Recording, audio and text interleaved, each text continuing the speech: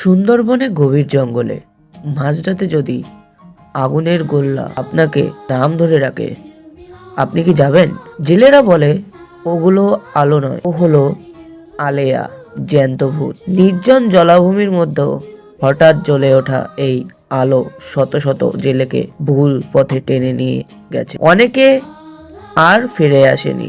শতাব্দীর পর শতাব্দী ধরে সুন্দরবনের সবচেয়ে ভয়ঙ্কর রহস্য এই আলেয়া আলো। বিজ্ঞান বলছে পচা গাছপালা থেকে তৈরি হওয়া মিথেন গ্যাস বাতাসের সংস্পর্শে এসে জ্বলে ওঠে। একে বলে উইল ও দ্য উইস্প। কিন্তু প্রশ্ন একটা নির্জীব গ্যাস কিভাবে মানুষের পিছু নেয়? তাহলে সত্যিটা কি বিজ্ঞান না অদৃশ্য কোনো শক্তি?